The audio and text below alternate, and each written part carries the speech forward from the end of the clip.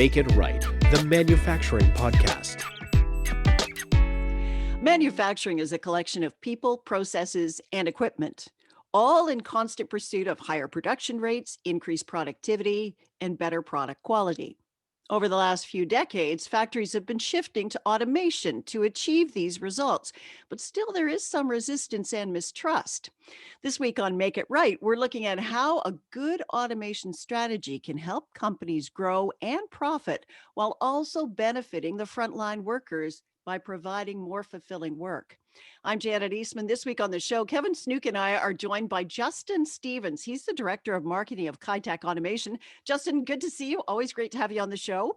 I am so honored to be here, guys. We're going to have some fun. Great to have you. Good to see you, Kevin. Yeah, it's lovely to be here and great to have Justin back on again. Yeah, so I guess right off the top, I'm calling this the Transformer edition of Make It Right.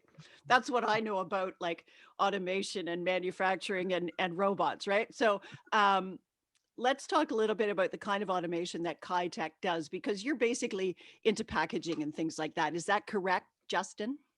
Yeah, so our skill set, we focus on end-of-line packaging. So once a product has been created, now it has a series of steps it must go through in order to be ready to sell in a store or anything else like that, right?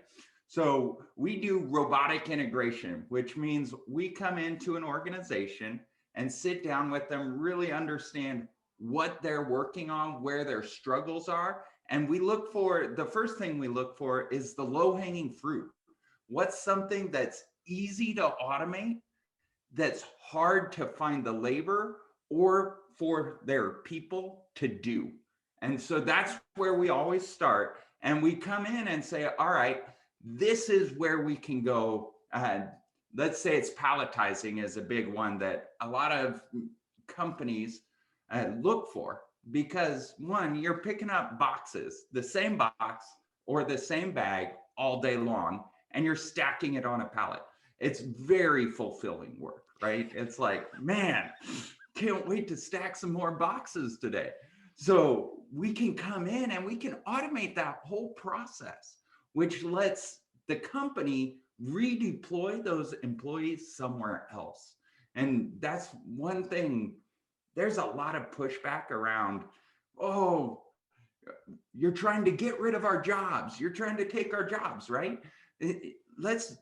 I have never had one of the clients we work with actually eliminate the job, right? Or the employee. They always redeploy them, because in our experience in manufacturing, getting help is the hardest thing, especially right now with COVID and everything else.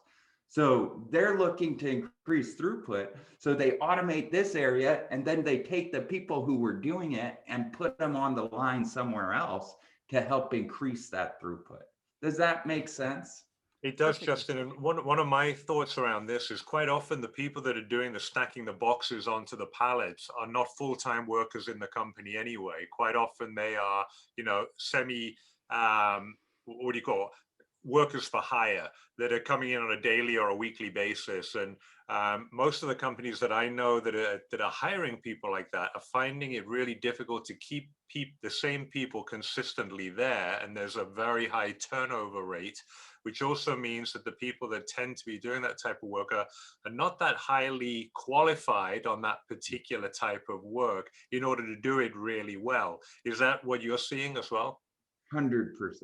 Yeah, no, there's a ton of turnover. We've got one project we're working on right now where every day they literally send a bus about an hour away and pick up about 20 people, bring them out to the factory for the day, and then take them back at the end of the day. They cannot grow because their workforce is so unstable. They can't count on anything. So that's why we're talking about automating some of these processes in order to eliminate that need, so they can focus on taking, again, the employees they have who are full-time and teach them, instead of how to do the thing, we teach them how to run the robots that do the thing, right? So it's a much higher skill level required and takes a lot more thought process. And people tend to be way happier when they're working on something like that rather than pick it up and move it, pick it up and move it, right? I think we've all done really well. I know when I was in high school, I did this really mundane job of counting envelopes all day, every day for an entire summer. And it was just like my girlfriend and I were doing this for our summer job. And it was like every day, like you'd go to bed at night and you'd sleep, and all you were doing was counting in your sleep. It was just like it was a brain killer, totally a brain killer. So I can see how this automation process would be really great. And I've looked at your website, Justin, and I mean, the palletizing is really cool because you're able to go into a factory and look at what kind of a footprint they have, and you can actually set up your systems to fit that footprint, can't you? 100%. Everything we do is customized for our clients and for their, like you said, their footprint. And we can, with palletizing especially, you can get very creative. So we've got one project right now that we're working on for a farm. And so they're palletizing avocados. And they've got 6 different SKUs, but they're all the same box because avocados have different sizes. And 4 of the 6 SKUs have run probably 85 to 90% of their payload, right? So right now they have 5 people all palletizing when they're running the packaging line. And the way we're setting it up, we're going to add one robot, which isn't going to be able to do all 6 SKUs. It can only work on 4. But the majority of their payload, the majority of their throughput is on these 4. So they're going to go from 5 guys palletizing to 1 guy at the end. And then we have a vision system that's going to kick the 4 main SKUs down separate conveyors to this one robot. So the one robot will pick up the pallet, place it on the ground. It will then pick up the boxes, put them on the pallet, and then they have one guy who's palletizing the rest at the end of the conveyor because it's a through conveyor with 4 offshoots. And so he'll palletize the leftovers, and then he'll grab a hand truck and go move the stacked pallets from the robot once they're done. So we're able to really help increase that throughput, decrease the overhead, overall costs, and they love it because they're not stacking boxes all day long. Yeah, he still has to stack some, but it's not like how it was before we got involved. Another project, we've got 9 lines, and we're sending all 9 lines to 3 palletizing robots, and each robot has 3 stations, right? So all 9 lines are condensed into 3 robots, and then we have pallet conveyors, which move them all around, take it to the shrink wrapper, they'll shrink wrap it, and then it presents it so the forklift can grab it and put it in storage or wherever it needs to go. And so it's really customized solutions like that that let manufacturers focus on what they do best. And one of my favorite things is in manufacturing, it is all a numbers game, right? If you can decrease a cent here, that makes a huge impact overall. And another example of that is check weighing. Like this was a consultant that I worked with, Robert Champion, great guy. And he was doing a project with Parmesan cheese, right? Okay. And so in Parmesan cheese, they added a check weigher to make sure they were getting the right amount in each bottle.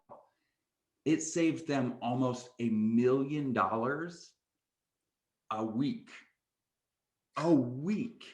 in free product because they were putting the right amount in. And it's amazing what like 1/2 of an ounce or quarter of an ounce will do over 4,000, 5,000 bottles, whatever the numbers end up being. So Yeah, I see that a lot, just in a lot of different industries. It can be the amount of shampoo you put in a bottle. It can be the amount of how many bags you put in a box. It can cover everything, right? But it really is, because we have these legal limits and you have to put at least that amount in. If you don't have very low variability or the ability to be able to measure very accurately, then you're always overestimating how much you've got to put in, because you've got to play safe, right? And that play safe margin can just add up significantly. it adds up so fast. And again, this is a business, right?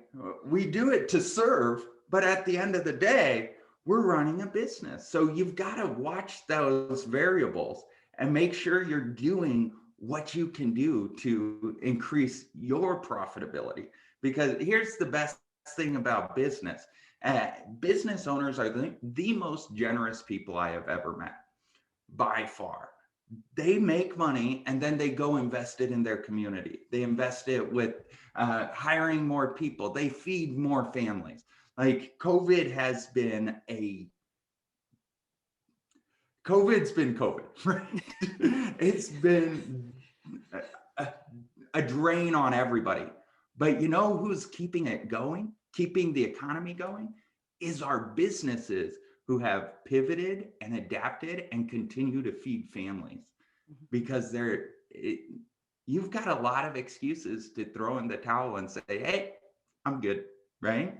So it's these businesses that we've got to keep up and running. We've got to keep profitable. So my opinion, the more money a business can make, the bigger impact that business is going to make in the lives of its employees, its families, the community it's in, and the world in general, right? I liked what you said there, Justin, earlier, where you talked about how, you by having these robotic systems, this allows the manufacturer to actually focus on the business that they're actually in. Their business isn't packaging, right? It's not. It's the making of the product or whatever. So I think it's really interesting that you said it allows them to actually focus on their business. So when these workers, and I mean, we want to talk about the frontline workers and how they get to do something better than, loading boxes on pallets and worrying about their sore back and things like that. What other jobs do they end up going to? Kevin, you must have seen this in a lot of different places. Where do people go that used to do that kind of work? Where do they go in the factory? Yeah, well, Justin had alluded to this before, and it's about upskilling, right? It's once I hate it when people are seen as a tool to get a job done, right? That's the worst possible definition of a human in a business. And quite often when you are simply just doing a very repetitive manual job, people are just putting you in there because either they haven't invested in the technology to do it, or they didn't know that the technology was even existed to be able to do it. And so people are being used as tools to get a job done, and it's a horrible way to use a supercomputer of a human. What we want to be able to do is say, okay, what would be fulfilling for these people? What are their real skill set? And how do we then employ their skill set into something that is really adding the most value possible for the business? And a little bit like Justin said, once you start investing in taking people away from that very repetitive type work, we open up first of all, the business tends to grow because you become a lot more profitable when you do that well. But then you've got more and more opportunities to redeploy the people, to upskill them, to bring them into more fulfilling work. And that's why, this podcast is all around how do we get the most fulfillment for the majority of people in manufacturing. And this is one of those ways of doing it. It's the first way in. Part of what I see people challenged by, and we talked about this a week or so ago, Janet, was there's so many good solutions out there, but it's almost like people don't trust us to be able to put in those good solutions and help them move forward. And I'm sure that Justin sees this, and I'm interested to see, you know that you can help, right? You've desperately, you see people and you go in there and you feel like there's clearly something I can do to help you become more profitable, grow the business. But then you've got to build that trust with people to allow to have them allow you to come in and really help them. How do you overcome that kind of barrier with people?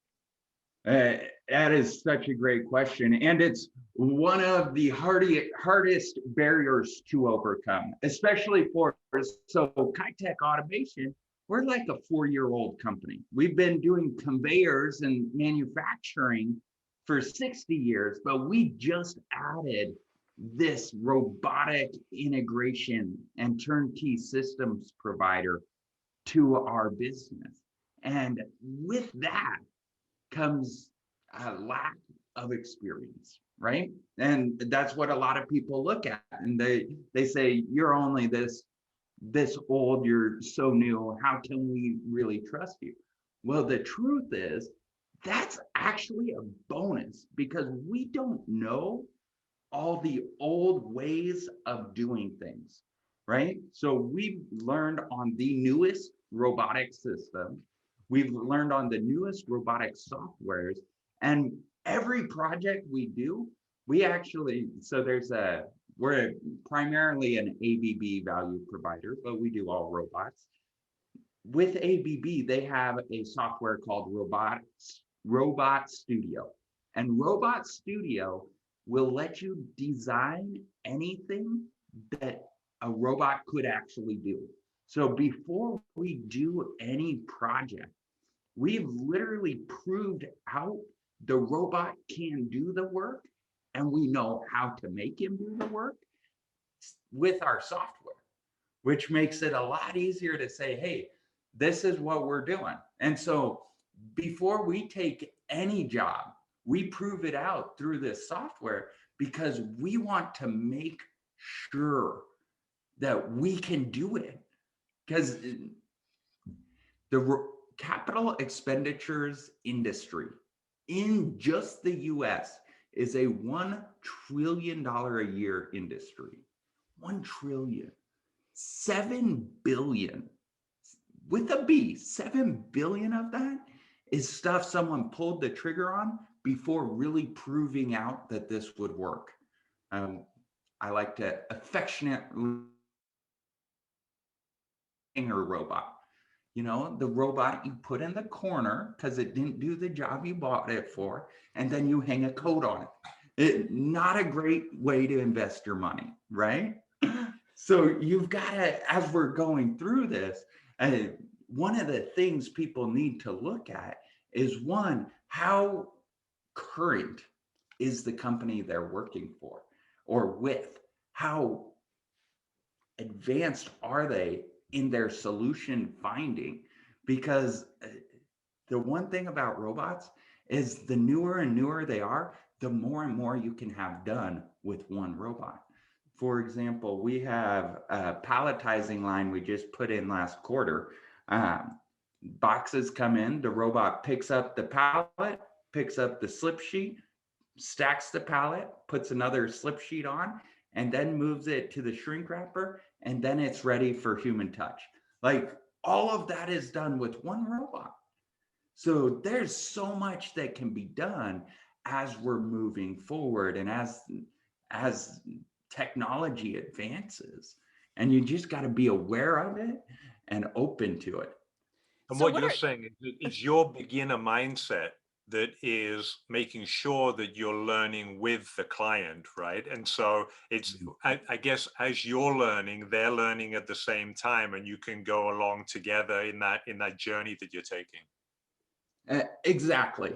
And granted, we've only been doing this for 4 years, but we do it like, to be candid, last year we were doing it like 7 days a week for 4 years, right? So we're picking up a lot, and we are learning so fast. Now, take palletizing for an example. We know palletizing. We have done so many palletizers that it's not a question of how, like, we can come into an organization and see what they're doing, and we can put together a budgetary quote pretty dang fast because we know what to expect based on what the boxes or the bags or whatever there's coming at us. We can really drill down to it because we've had that practice. And so it's important to get that experience, but it's also important to learn, like you said, with our clients, because we are not where we want to be by any stretch of the imagination, right? We're growing fast and we love it. At the same time, we're further ahead than most of our clients when it comes to our understanding of robotics. And so that's the important thing for us. And we have an extremely strong relationship with ABB because of our growth mindset and what we're doing. So they actually throw resources at us all the time to make sure all these projects are going exactly as planned. And they want to make sure we're successful because our success determines their success. If you look at it, we're just ABB's sales team, right? We sell it and then we do all the hard work. So they love us. So, Justin, I want to know what factors are considered when developing that good automation strategy for a manufacturing company. Like you walk in there, or as a consultant, what are you saying? Okay, here's the strategy that you need to implement to make sure that this is a really good strategy for your company. Yeah. So first thing we go in, we look for where's the bottlenecks at, right? Where are our surge points? And we've got to figure out where is it goes two ways.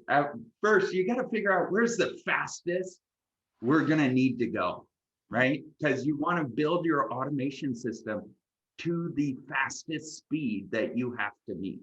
Second, you've got to look for, in 5 years, what are we trying to do, right? If we're not thinking about 5 years down the road, we could put together a system today that's obsolete in 2 years, right? And so you've got to constantly be looking at what's our bottleneck now? What's it going to be in a year? What's it going to be in 5 years? What's it going to be in 10 years? Which, I mean, it's hard to think that far down the road, but if you're not thinking about it now, it makes it so much harder to come in and change it. So for example, when we're working with people, we're looking at how can we build a system that can scale or contract based on the results of their sales team, because all these companies have sales teams, right? No one doesn't have a sales team. So that sales team determines what capacity that plant needs. And you could build up too fast. And if the sales team's not bringing in the demand for the product or service, then you're stuck with a heavy bill without the workload to handle it, right? Yeah. Or the need to handle the workload, right? So you've got to be careful of putting things in place. So that's one reason why we'll do a full line layout. And then, so we've got a mutual friend, Justin, that we're working with, right? And in that, we're looking at, all right, this is everything we could do. And then this is the little low-hanging fruit that we could do. Mm-hmm. These are the little projects. For example, it is case erectors save boatloads of time. Label applicators save boatloads of time. Conveyance saves boatloads of time. Like there's these little things that you can just go grab one and put it in and be like, we're just going to run this as a standalone until it's time to do the whole line, right? Mm-hmm. And it's just thinking through that and understanding, all right, this is where we need to be going based on the company's trajectory right now. Next week, we'll continue our conversation with Justin Stevens from Kaitec Automation, talking about the reskilling for automation. Thanks for listening to Make It Right.